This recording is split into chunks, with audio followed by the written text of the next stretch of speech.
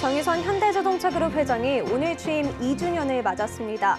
2년 동안 전동화 전환 퍼스트모버 전략으로 현대차그룹을 글로벌 톱3로 끌어올렸다는 평가입니다. 미래에는 배달 시장에도 로봇이 진출할 것이라는 전망이 나오고 있습니다. 다만 이를 위해선 관련 규제를 완화해야 한다는 지적입니다. 반년째 공사가 중단된 둔촌주공의 총회가 내일 열립니다. 새 집행부 선출과 공사비 증액, 상가 문제 해결 등과 관련된 안건들을 상정할 예정인데요. 자세한 내용 주민부동산에서 짚어봅니다. 최근 증시가 부진의 늪에 빠지면서 증권사들의 실적은 줄어들고 있습니다.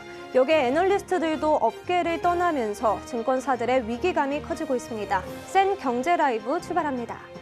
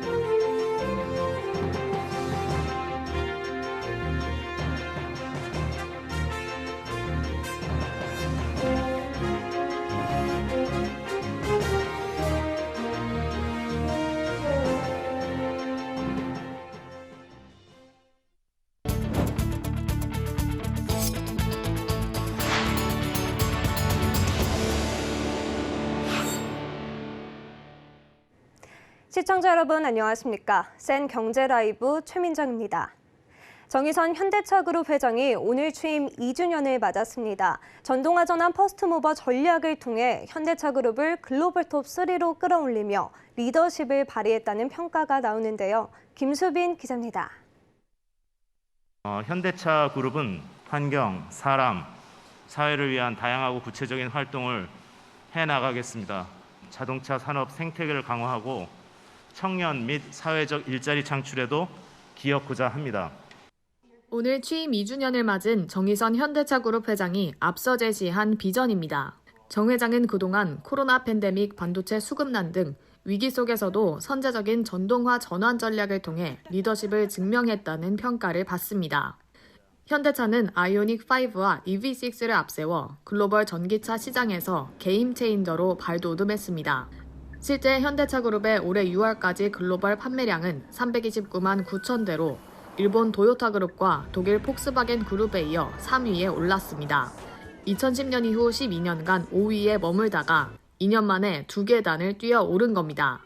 고공행진 중인 실적도 눈에 띕니다. 현대차 기아는 상반기 매출 106조 5천억 원, 영업이익 8조 7천억 원을 기록해 상반기 기준 역대 최대 실적을 내기도 했습니다. 취임 당시와 비교하면 매출은 23%, 영업이익은 280% 각각 증가했습니다. 현대차그룹은 2030년 연간 총 323만 대의 전기차를 판매해 글로벌 전기차 시장에서 약 12% 수준의 점유율을 달성한다는 목표입니다. 이를 위해 현대차는 18종 이상의 전기차 라인업을 구축하고 기아는 13종의 전기차를 출시할 예정입니다. 여기에 차세대 전용 전기차 플랫폼 개발을 본격화하고 전기차 생산 능력도 대폭 늘린다는 계획입니다. 다만 배고더 물량과 미국의 인플레이션 감축법으로 미국 시장에서의 판매 위기 상황 등은 정 회장이 극복해야 할 과제로 꼽히고 있습니다. 전체적으로 보조금이 줄어들면서 전기차 시장이 미국에서 위축되지 않을까 이런 우려가 있기 때문에 실제 프로모션을 통해서라도 시장 점유율을 점차 확대 나가는 전략이 중요하다고 볼 수 있습니다. 글로벌 톱티어 자동차 제조사로 자리매김한 현대차그룹. 정의선 회장의 미래사업 혁신을 위한 행보에도 업계의 관심이 모아지고 있습니다. 서울경제TV 김수빈입니다. 일본의 무비자 관광이 재개됐고 정부도 연말까지 국제선 노선을 대폭 확대하겠다고 밝히면서 항공 수요가 커질 전망입니다. 이에 대한항공이 기내 식음료 서비스 개편을 통해 승객 입맛 잡기에 나섰는데요. 앞서 새로운 기내식 출시와 함께 이번에는 기내 와인 50종을 새롭게 공개했습니다. 장민선 기자입니다. 최근 코로나19 확산으로 제한됐던 일본 무비자 여행이 재개되면서 일본 주요 도시로 향하는 항공편이 만석 행진을 이어가고 있습니다. 여기에 정부도 연말까지 국제선 노선을 대폭 늘리겠다고 발표하면서 항공 수요가 더 커질 것이라는 기대감이 커지고 있습니다. 이에 발맞춰 대한항공은 승객 잡기에 나서고 있습니다. 인천 부다페스트 신규 취항과 함께 두바이, 푸켓, 치앙마이 등의 노선 운항을 재개한 것, 또 여행 수요 회복에 맞춰 새로운 기내 식음료를 선보이면서 해외여행을 손꼽아 기다려왔던 승객들의 입맛 잡기에 나섰습니다. 앞서 지난 7월 묵밥, 메밀 비빔국수, 짬뽕 등 새로운 기내식 메뉴 3종을 공개한 데 이어 기내에서 서비스하는 신규 와인 50종을 선보인 겁니다. 대한항공은 세계 최연소 소믈리에 마크 엘버트와 협업해 비행기 내 환경 및 기내식과의 어울림을 고려했다고 설명했습니다. 저희가 이 와인 서비스를 통해서 한국 문화와 조화로운 와인을 만약에 제공한다면 우리 승객분들께 더 보다 큰 의미와 뜻으로 다가가지 않을까 해서 이번에 장성현 대한항공 마케팅 IT 부문 부사장은 기내 와인은 항공사의 서비스 수준을 가늠하는 척도라며 대한항공이 50년 이상 쌓아온 노하우를 살리면서 완전히 젊고 새롭게 거듭나겠다는 포부를 밝혔습니다. 새로 선정된 와인은 현지 와이너리와 공급 계약을 마친 뒤 내년 3월부터 순차적으로 국제선에 제공될 예정입니다. 대한항공은 앞으로도 승객들의 변화된 욕구를 충족시키기 위해 지속적으로 서비스 품질 향상에 노력을 기울이겠다는 계획입니다. 서울경제TV 장민선입니다. 식당에 가면 종종 자율주행 로봇이 서빙하는 모습을 볼 수 있을 텐데요. 미래에는 서빙을 넘어 배달까지 로봇이 대체할 것이란 전망이 나옵니다. 이를 위해선 관련 규제를 완화해야 한다는 목소리가 나오는데요. 서지은 기자의 보도입니다. 미래 배달 서비스의 핵심으로 떠오르는 자율주행 로봇. 시장 조사 업체 리서치인 마켓에 따르면 세계 자율주행 로봇 시장은 연평균 34%씩 성장해 약 10년 후에는 31조 원에 달할 것으로 관측됩니다. 자율주행 로봇 시장이 블루오션으로 떠오르면서 배달 플랫폼 배달의 민족을 운영하는 우아한 형제는 서빙부터 택배 배달까지 다양한 곳에 로봇을 활용하고 있습니다. 인천공항 제1여객터미널에서는 배달의 민족 앱을 통해 로봇에게 음식을 주문하고 배달받을 수 있습니다. 아파트 1층에서 물품을 받아 각 세대 현관 앞으로 배달할 수 있는 딜리타워에서도 로봇 배달 서비스가 활용되고 있습니다. 비대면 서비스에 대한 수요가 증가함에 따라 배달 로봇의 필요성이 점차 커지고 있습니다. 로봇 배달은 현재 실내와 일부 실외 장소에서 한정적으로 시행되고 있지만 추후엔 실내외 장소 구분 없이 진행되어서 우리의 일상을 좀 더 편리하게 바꿔놓을 것으로 기대하고 있습니다. 현대차그룹은 실내를 넘어 실외 환경에서도 안정적으로 주행할 수 있는 소형 모빌리티 플랫폼 모베드를 공개했습니다. 모베드는 상단에 어떤 장치를 탑재하느냐에 따라 배송 및 서빙, 안내 등 다양한 목적으로 활용 가능합니다. 하지만 현재 도로교통법상 자율주행 로봇은 차로 분류돼 인도와 횡단보도에서 주행할 수 없는 상황입니다. 이에 정부는 실외 주행 시 로봇 1개당 1명의 현장 요원이 반드시 필요하다는 법안을 없애는 등 관련 규제를 완화하고 있습니다. 업계에서는 규제 완화 기조에 배송 로봇을 앞세운 배달 경쟁은 더욱 치열해질 것으로 전망하고 있습니다. 서울경제TV 서진입니다.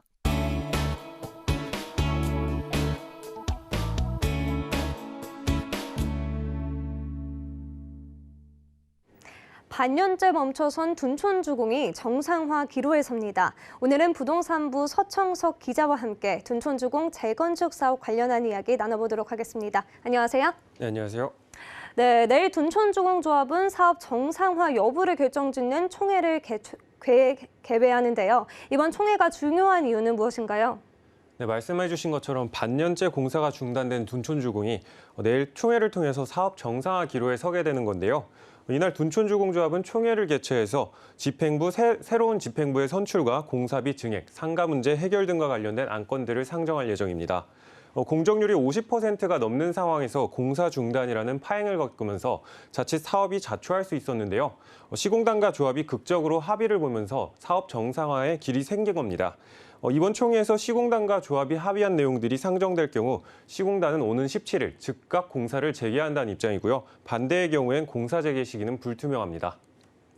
네, 시공단이 조합과 합의한 사항들을 하나라도 빼고 이행할 시 공사 재개는 없다 이렇게 못 박았는데요. 구체적으로 어떤 내용들을 합의한 건가요? 네, 먼저 지난 조합과 맺은 5천억 원가량의 공사비 증액건을 인정하라는 겁니다.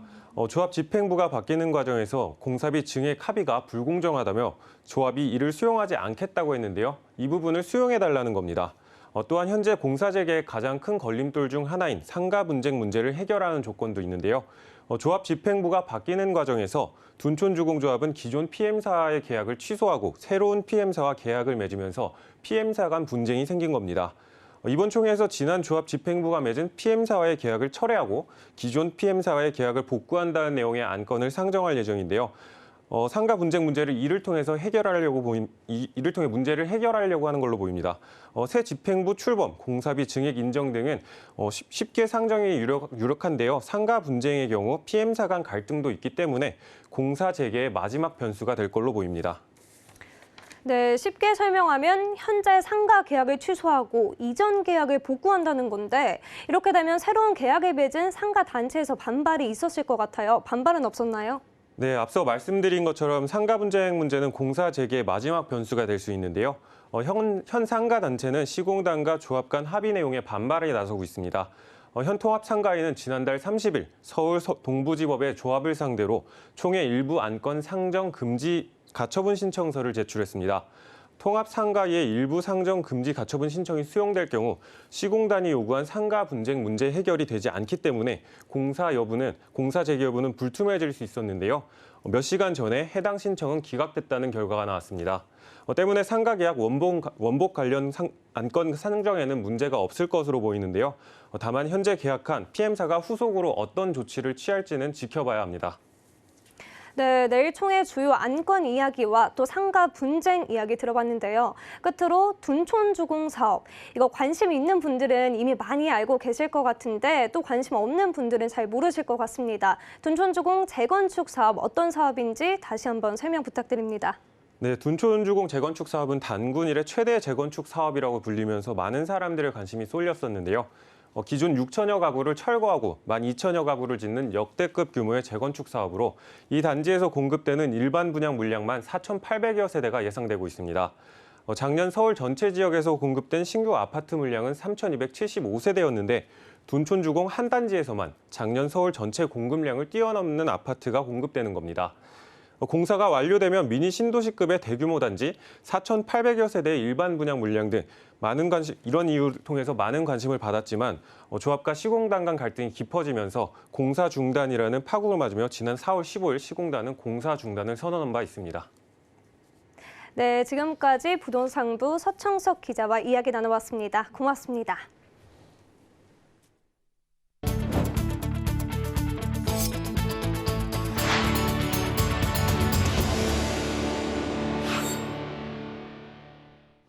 가파른 기준금리 인상에 이 금융권인 저축은행들이 예금금리를 빠르게 올리고 있습니다. 시중은행들이 잇따라 예금금리를 올리면서 업권 간 고객 확보 경쟁이 치열해지고 있는 건데요.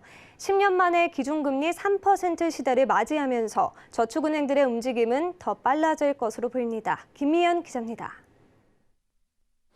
기준금리가 3%로 오르면서 저축은행들의 예금금리 인상 경쟁이 치열해지고 있습니다.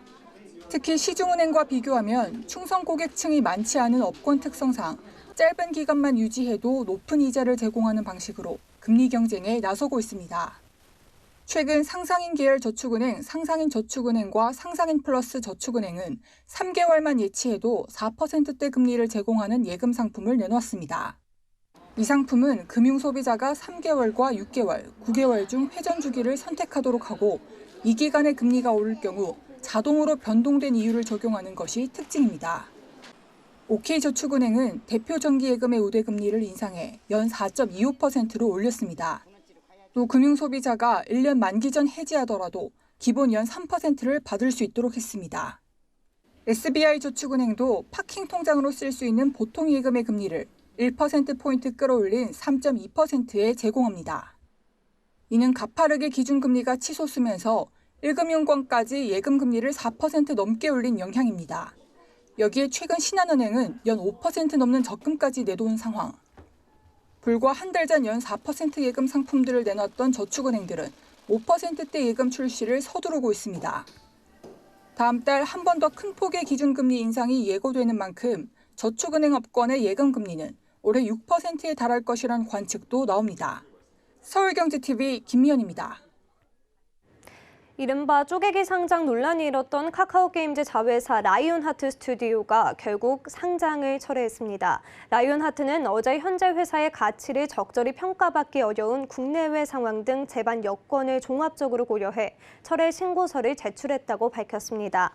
라이온하트의 희망 공모가는 36,000원에서 53,000원으로 예상 시가총액은 최대 4조 5천억 원에 달했습니다. 모기업 카카오게임즈의 시가총액을 뛰어넘는 금액에 몸값 고평가 우려도 제기된 바 있습니다. 상장 철회에 대해 오늘 라이온하트는 상장을 철회하는 것이 아니라 연기한 것이라 밝혔습니다. 이번 주는 한국은행 금융통화위원회의 빅스텝 결정과 미국 9월 소비자 물가지수 발표 등 굵직한 이슈들이 있었습니다.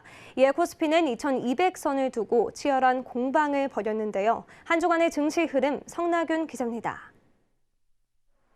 한 주간 코스피는 2200선을 두고 등락을 반복했습니다. 지난 12일 코스피는 한국은행 금융통화위원회의 빅스텝 발표 이후 불확실성이 제거되며 2200선을 회복했습니다. 미국의 물가 고공행진에 증시 변동성이 심화됐는데 지난 12일 미국 9월 생산자 물가지수가 예상치를 상회했다는 소식에 하루 뒤 발표되는 소비자 물가지수에 대한 불안감이 커지며 글로벌 증시가 급락했습니다.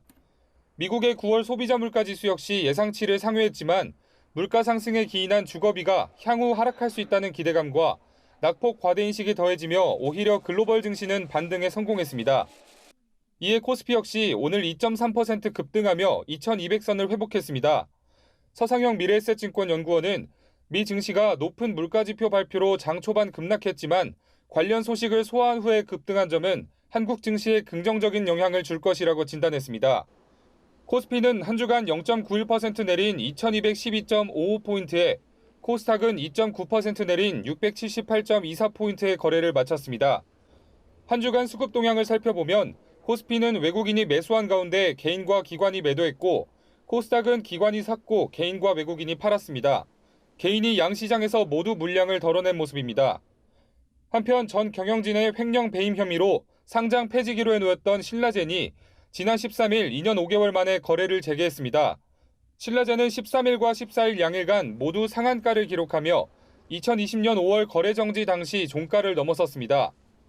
증권업계는 다음 주 증시가 과도한 낙폭에 따른 기술적 반등 가능성이 클 것으로 내다봤습니다.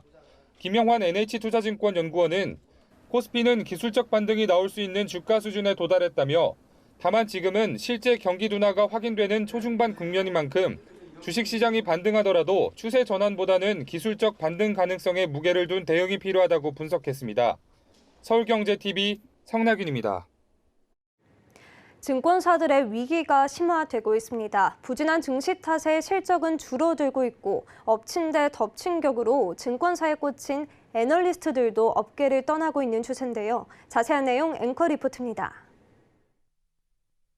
글로벌 경기 침체로 올해 들어 코스피와 코스닥은 각각 25.97%, 34.65% 넘게 추락했습니다.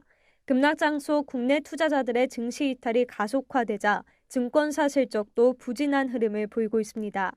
금융정보업체 FN가이드에 따르면 국내 주요 증권사 7곳의 올해 3분기 순이익은 총 9,575억 원으로 전년 동기 대비 50% 넘게 감소할 것으로 집계됐습니다. 거래 수수료 수익 감소와 보유채권 평가 손실액 증가, 부동산 PF 침체, 기업 공개 부진이 동시에 나타나며 수익성이 둔화되고 있는 겁니다. 증권사에 꽂힌 애널리스트들도 업계를 떠나며 증권사의 시름은 커질 전망입니다.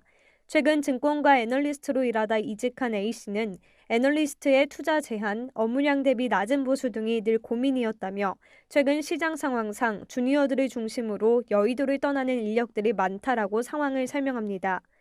애널리스트의 부재가 커지면 투자자에게 제공하는 정보 기능이 약화돼 증권사 리서치 센터 경쟁력이 감소할 수 있습니다.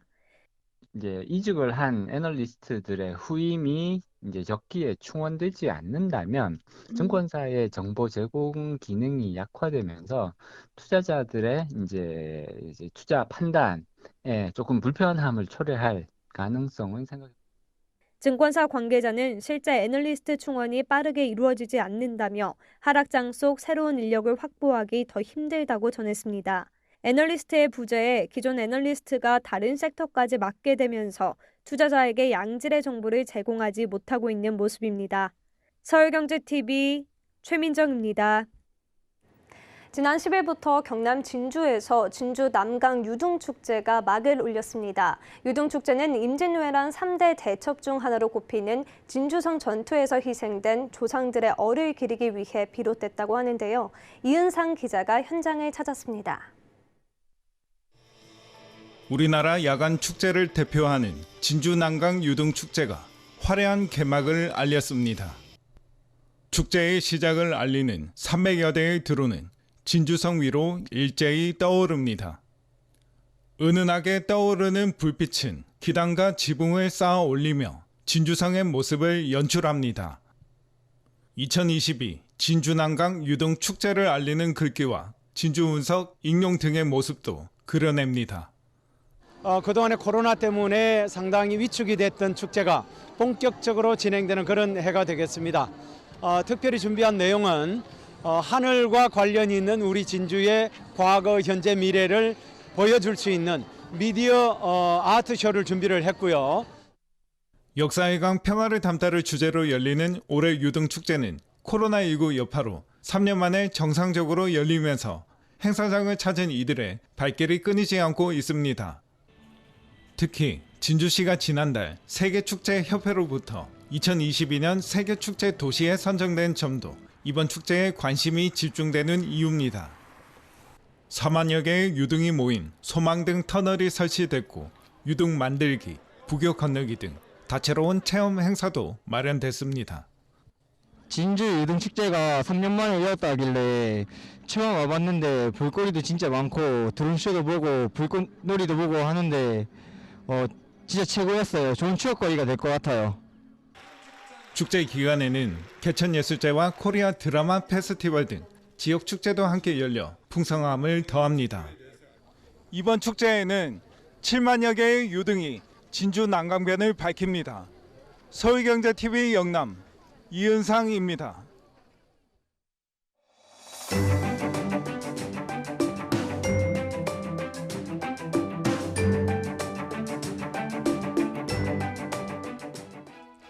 안녕하세요. K웨더 라이프스타일 예보 신지수입니다. 주말에도 선선한 날씨가 이어지겠습니다. 아침 기온 13도에서 14도 안팎, 한낮 기온은 23도 보이겠는데요. 다만 다음 주에는 기온이 뚝 떨어지면서 때이른 추위가 예상됩니다. 월요일 서울 낮 기온이 주말 아침 기온과 비슷한 정도니까요. 감기 조심하셔야겠습니다. 당분간 전국에 대체로 구름만 많겠고 일요일 남해안과 제주도의 하늘 흐리겠습니다. 서쪽을 중심으로는 공기질이 탁해지겠는데요. 토요일인 내일 경기 남부와 충남, 세종의 공기질 나쁨 단계를 보이겠고요. 그 밖에 수도권을 비롯한 서쪽 곳곳으로도 한때 나쁨 단계를 보이겠습니다. 또 모레 일요일에는 서쪽 대부분 지역으로 나쁨 단계가 예상되는데요. 호흡기 관리 잘 해주셔야겠습니다. 다음은 지역별 내일 기온입니다. 중부지방 아침 기온 서울과 청주 13도로 출발해 한낮에는 23도 예상됩니다. 동해안 지방 속초와 울진 12도로 시작하겠고 낮 기온 21도 보이겠습니다. 남부지방 전주의 아침 기온 13도, 부산 16도 보이겠고요. 낮에는 전주와 부산 24도 예상됩니다. 내일 해상의 물결은 모두 잔잔하겠습니다. 다음 주부터 초겨울 추위로 날씨가 급변하겠습니다. 주말 동안 따뜻한 옷 미리 준비해 두시는 게 좋겠습니다. 날씨였습니다. 센 경제 라이브, 저희가 준비한 소식은 여기까지입니다. 좋은 주말 보내시기 바랍니다. 고맙습니다.